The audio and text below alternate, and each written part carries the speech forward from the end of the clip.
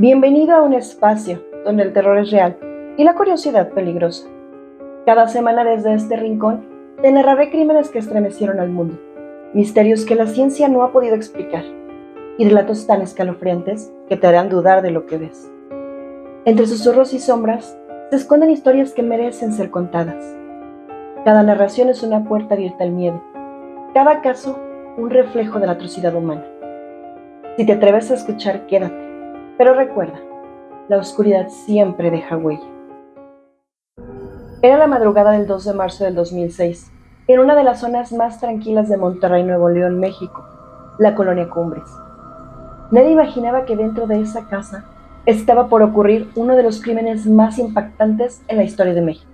Un joven sería señalado como el responsable, un joven que, hasta ese momento, parecía completamente normal. Pero con el paso del tiempo, su versión cambiaría todo. Lo que parecía un caso resuelto terminó convirtiéndose en un misterio lleno de contradicciones, porque hasta el día de hoy hay quienes creen que la historia oficial no es la verdadera. ¿Fue realmente un o el culpable perfecto de algo mucho más oscuro? Este es el caso que dividió a todo un país. Este es el caso Cumbre.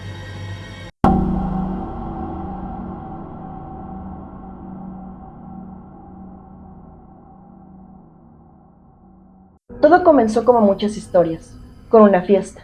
Corría el año 2004, cuando Diego Santoy y Erika Peña se conocieron en una fiesta de 15 años. Desde ese primer momento, la atracción fue inmediata. Poco después comenzaron una relación, pero lo que parecía un romance juvenil pronto se transformó en algo mucho más oscuro.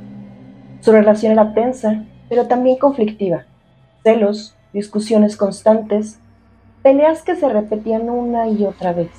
Con el tiempo, conocidos describirían ese vínculo como tóxico, emocionalmente inestable.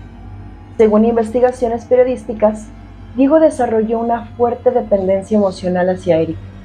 Le costaba aceptar los conflictos y aún más la idea del rechazo.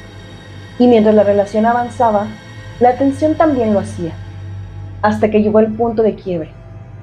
A inicios de 2006, Erika tomó una decisión definitiva: terminar la relación. Pero Diego no lo aceptó. Intentó buscarla, insistió, quería volver a toda costa. Lo que para uno era un final, para el otro apenas comenzaba. Porque esa ruptura no solo marcó el fin de una relación, marcó el inicio de algo mucho más grave. De acuerdo con reconstrucciones del caso, lo que ocurrió después no fue un hecho aislado, sino el resultado de una relación deteriorada, de conflictos acumulados y de una ruptura que nunca fue aceptada. Algunos incluso lo describen como una reacción extrema ante el abandono. Y así, una historia que comenzó en una fiesta terminaría convirtiéndose en uno de los casos más impactantes de México. La madrugada del 2 de marzo de 2006, en la casa de la familia de Erika, ubicada en la colonia Cumbres, Diego Santoy entró de forma clandestina, cubierto con pasamontañas, guantes, trepando para no ser visto.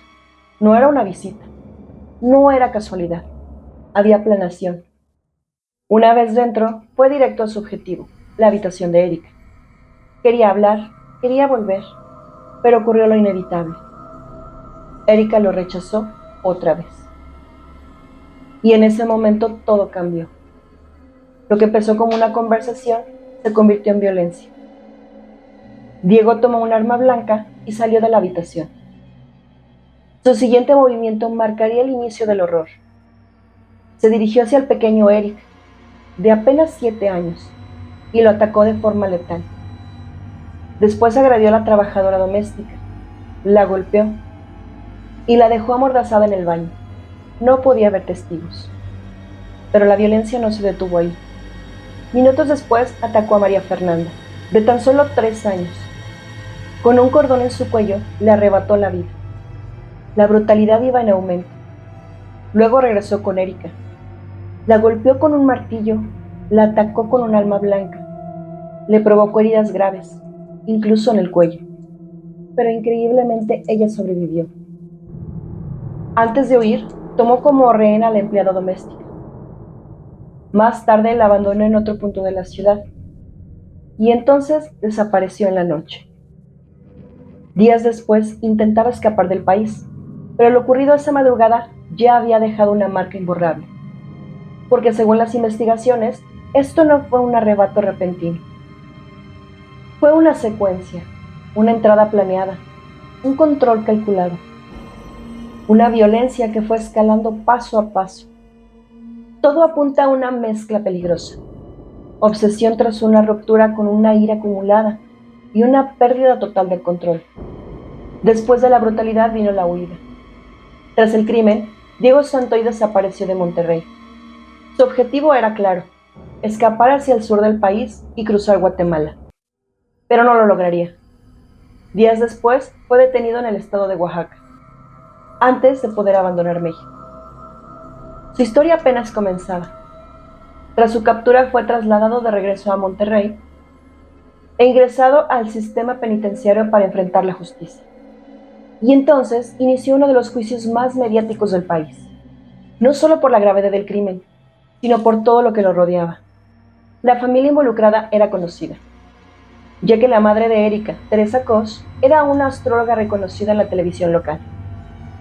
Los medios no soltaron el caso, y la historia se convirtió en un espectáculo nacional.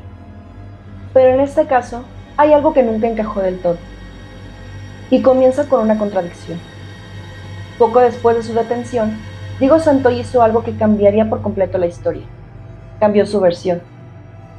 Al inicio admitió haber cometido los delitos, pero después se retractó y señaló a otra persona. Aseguró que Erika Peña había sido la verdadera responsable, que él solo era un chivo expiatorio. Desde ese momento, el caso dejó de ser claro. Se convirtió en un rompecabezas, múltiples versiones, confusión mediática y dudas que hasta hoy siguen sin resolverse. Durante el juicio y en entrevistas posteriores, Diego insistió en su narrativa, que Erika a sus propios hermanos, que la relación entre ellos era violenta, caótica, que fue manipulado, incluso forzado, pero ninguna de estas afirmaciones pudo ser comprobada ante el juez. Aún así, la duda ya estaba sembrada, y con el tiempo, nuevos elementos comenzaron a aumentar la incertidumbre. Nuevos elementos comenzaron a alimentar esa incertidumbre. Algunos análisis mediáticos y periciales alternativos pusieron el foco en el comportamiento de Erika. Especialistas señalaron posibles incongruencias: su forma de hablar, sus gestos, sus reacciones. Se mencionó que sonreía al hablar de hechos violentos, que no mostraba emociones consideradas normales en una víctima. Para algunos, eso fue una señal de frialdad. Para otros, no era más que una interpretación subjetiva, porque hay algo importante que no se debe ignorar. Este tipo de análisis no son pruebas legales, pero sí influyen, y mucho. También surgieron cuestionamientos más profundos. Se investigó realmente a fondo su posible implicación.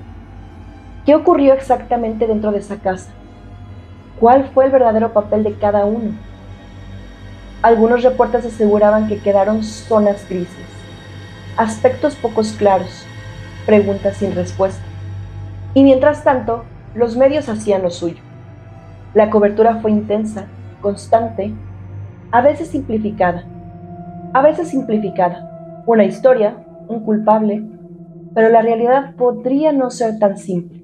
Incluso surgieron versiones que apuntaban a una posible influencia mediática de la familia Peña Cos, lo que habría ayudado a posicionar rápidamente una narrativa dominante. Aunque hasta hoy, nada de esto ha sido probado judicialmente. Y tras meses de juicio, llegó la sentencia. Culpable.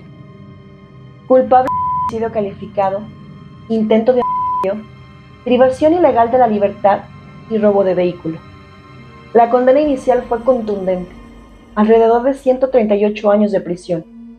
Años después, la sentencia fue revisada y reducida a 71 años. Pero en 2020, un giro inesperado revivió el caso. Un tribunal otorgó un amparo. Ordenó repetir parte del proceso. La razón: la defensa no estuvo presente en algunos careos. Las dudas regresaron. ¿Hubo irregularidades? ¿Se hizo justicia correctamente? Finalmente, en 2021, se dictó la sentencia definitiva. 71 años, 7 meses y 27 días de prisión. Además, tendría que pagar indemnizaciones a las víctimas. Un caso marcado por todo: exposición mediática, versiones contradictorias, intentos por cambiar la narrativa y cuestionamientos en proceso. Pero pese a todo, las autoridades mantuvieron su postura. Diego Santoy era culpable. Aún así, el caso quedó marcado por sus contradicciones.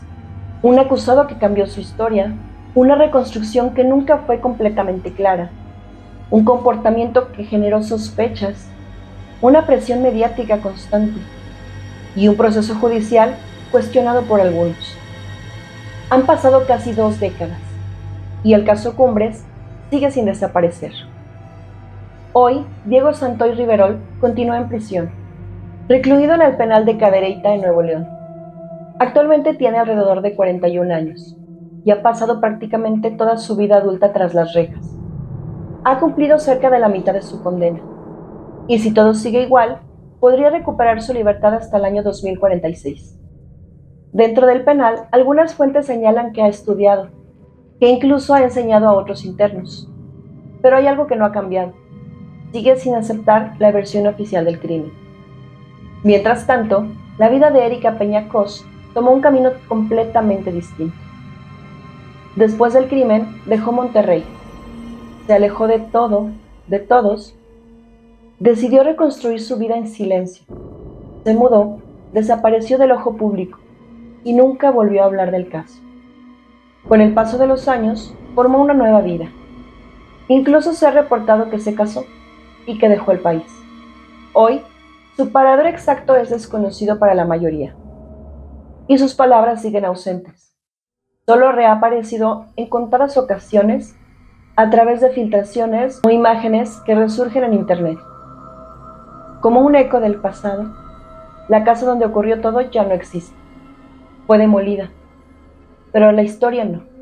El caso sigue vivo, en redes sociales, en documentales, en teorías, en debates que nunca terminan. El caso Cumbres no es solo la historia de un crimen, es la historia de una verdad que para muchos nunca quedó completamente clara. Una noche marcada por la violencia, una investigación rodeada de polémica y un juicio que hasta hoy sigue generando debate. Para las autoridades, el caso está resuelto. Hay un culpable, una sentencia y una historia oficial. Pero para otros, las contradicciones, las dudas y las preguntas sin respuesta siguen ahí. ¿Fue realmente todo como se dijo? ¿O hay piezas que nunca encajaron?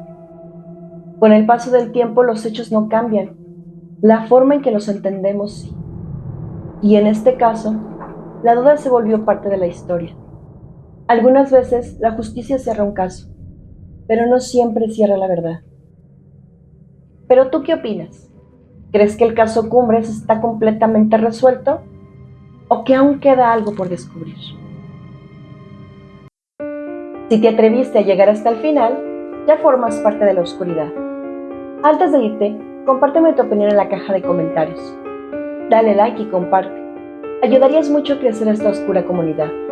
Si esta historia te estremeció, activa la campanita de notificaciones y sígueme en todas mis redes para que no te pierdas de más relatos escalofriantes. Suscríbete para que el terror te encuentre incluso cuando apagues la luz.